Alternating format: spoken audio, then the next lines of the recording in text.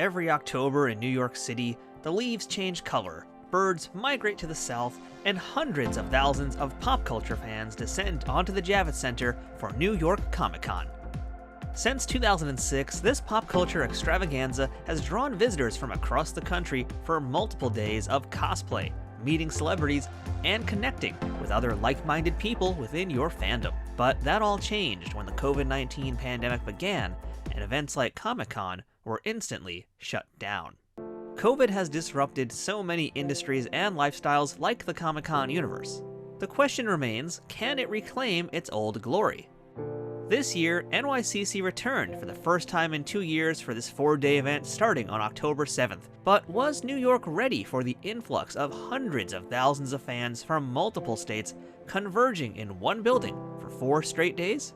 How divided are congoers about adhering to vaccine mandates and donning masks? An act most fitting to this event, perhaps more than any other. I'm Matthew Kaplowitz for The Recount, and this is my report on New York Comic Con Pandemic Edition.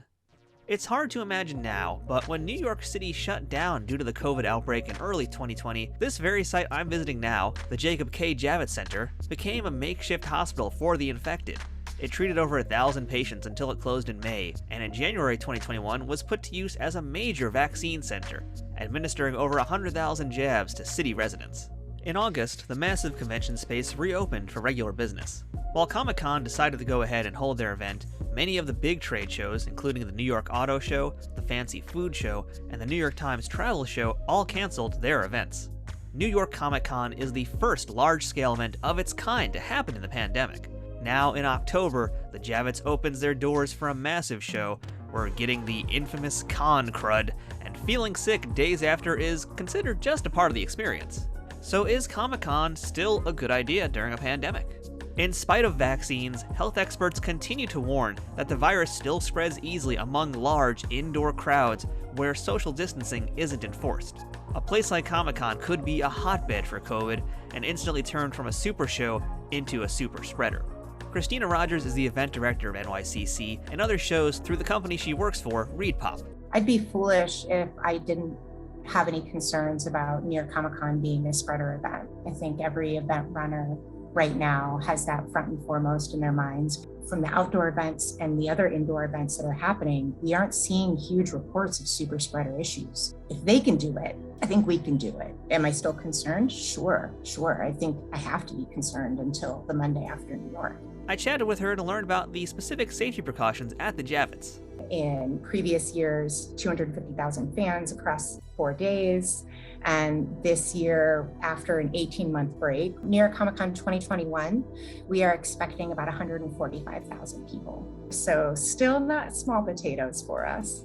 New York City is requiring vaccination. We're complying with that. We're going a step further and we're asking for full vaccination. And then in addition to that, we are requiring everyone to wear masks. And then on the building side, it's widened aisles. You're going to see widened aisles across the show floor to try to maximize as much as possible distancing. And really, it's the masking. Mask up, get creative, get cute, but wear the mask. Christina's team was trained to pick out fraudulent proof of vaccinations, and a security team would be patrolling the floor to guarantee everyone kept their masks on. Even with these assurances, larger companies like Marvel and DC, Funko, and even local favorite Midtown Comics, who all typically have enormous booths, did not exhibit this year over safety concerns. Benny Klein and Jerry Ma are longtime exhibitors at NYCC and made the decision to return to Javits for the big event this year. The conventions are more important. It's not really a money thing. It's more of your brand has to be there and be present so that you're a part of the scene. If you're an online store like mine, you don't have these conversations with the customers. You don't get to meet the other creators. It's really important to just be there and be a part of the event. It's been a roller coaster of emotions deciding to go or not. I have some regrets committing to it, but at the same time, I can't wait to go. Does that make any sense? I don't know. If there's one person in particular who knows nerd culture, it's gotta be Brian Volk-Weiss, CEO of the Nacelle Company, a production company that makes shows like the Netflix series The Toys That Made Us and The Movies That Made Us, and Behind the Attraction on Disney+, just to name a few. The reason why we're actually going to New York Comic Con, first of all, it's New York Comic Con. It's beyond an honor. If you had told me even 5 years ago, we would be doing a panel about ourselves, I still don't believe it. I don't even know if anybody's gonna show up. How do you say no to that? Finally, the big day had arrived, and New York Comic Con was here. The subways exploded with costumes that would rival the most extravagant Halloween party, and the massive horde of like-minded folks made their way down to 11th Avenue. I've been attending NYCC since the very first year back in '06 and have never missed a show. It's always been a highlight of my year, but I was anxious about coming back to it this time. Seeing the large crowds was both a welcome sight while also a worrisome one. Before even entering the venue, you first had to get checked by security, which is nothing unusual for any modern convention. This year, there were 2 entrances, one for attendees who already had their tickets and showed their proof of vaccination, and a second for people who still needed to do that. ReedPop wisely set up a will call 2 days before the show started to expedite this process, and I went on one of those days to see what it was like. It was efficient and not at all that strenuous of a process, but I could already see that social distancing was going to be an issue. And fast forward to Thursday morning at 9:45, and any chances of not being squished among hundreds of strangers was thrown right out the window. That said, you could immediately feel the electricity of the crowd, and many of my fears evaporated just being amongst all these people once again. Inside the show, it was really no different when it came to crowds, with most booths not regulating social distancing whatsoever. One notable exception was the Star Trek Prodigy booth, where markers were left on the floor to remind people where to stand in line, and after you posed for your photo on the bridge of the USS Protostar, crew quickly wiped down the captain's chair for the next person to sit in. However, just one aisle behind that was one of the NYCC merch stands, which had enormous lines that snaked around itself with people practically shoulder to shoulder while waiting to purchase con exclusives. Now, what I'm doing here might not look that unusual, but walking in this intersection, which is typically one of the biggest ones of the Javits, is usually pretty difficult to do. But right now, thanks to the reduced numbers of exhibitors, the reduced number of vendors, and of course the reduced capacity crowd, I'm able to walk around this really busy intersection without bumping into a single person. And that's a pretty huge and unusual thing to happen at a Comic-Con. While the rows of exhibitors were spaced out better on the floor, lines for just about everything were as insane as any year. The newly renovated Javits had a new building for most of the panels aside from the main stage, but once again, social distancing was just not happening. Once you got inside the rooms, however, people were pretty good about spacing in their seats, and did their best not to sit in close proximity to others unless they absolutely had to. Every year, there is one popular cosplay that you see everywhere, and this time, it was low-key variants, and of course, they were all amazing. Cosplayers are always creative, and many use the masks as part of their outfits, while others, well, just neglected to even bring one. Signs were posted around the Javits to remind people about the rules on the showroom floor, and as Christina told us, there would be a security team patrolling the area to keep people from taking their masks off for prolonged periods of time. Unfortunately, this task force seemed pretty ineffective. However, those unmasked sightings were very rare, and 99% of people kept their masks on without needing to be told.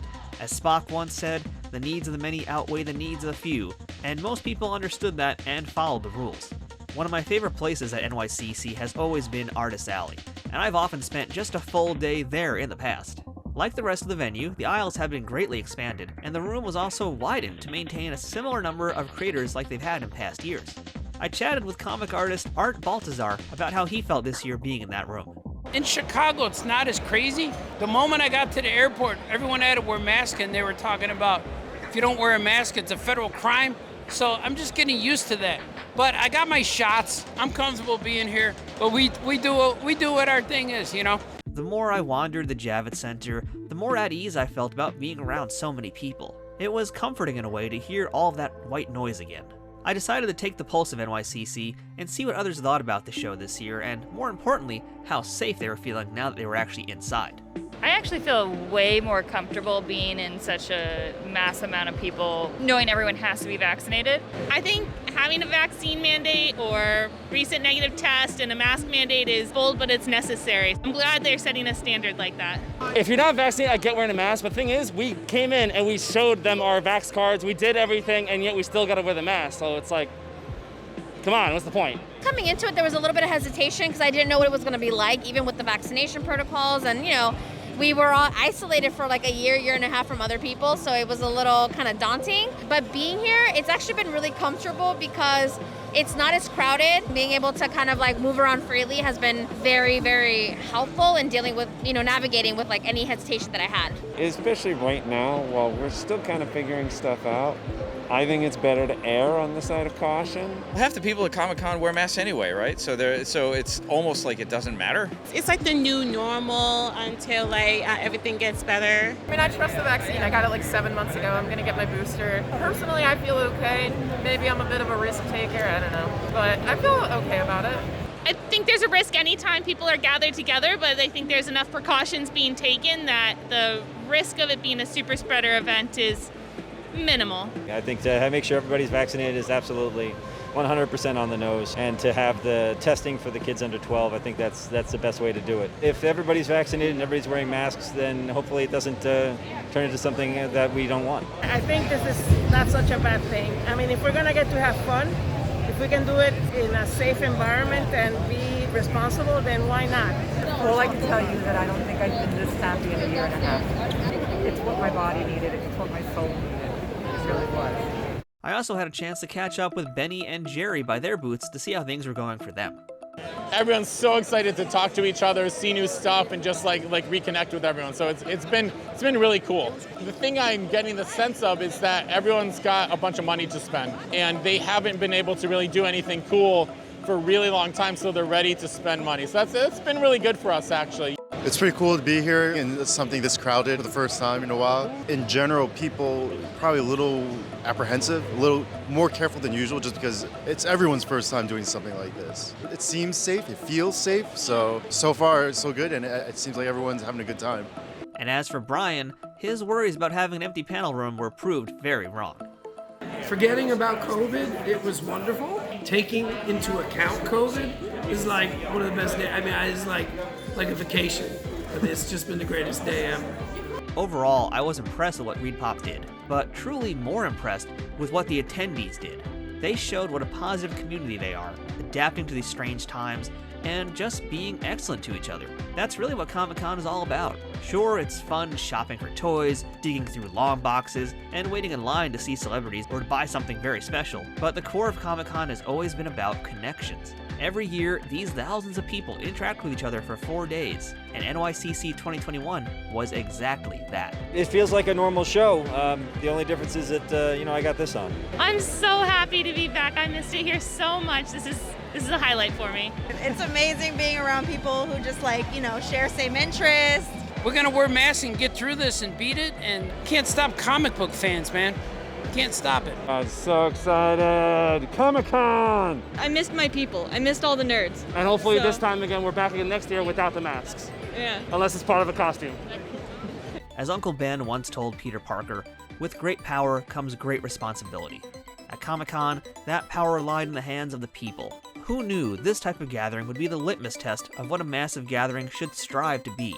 So thank you, New York, for giving me a taste of something I've been yearning to have for a long time. And I look forward to coming back next year for New York Comic Con 2022.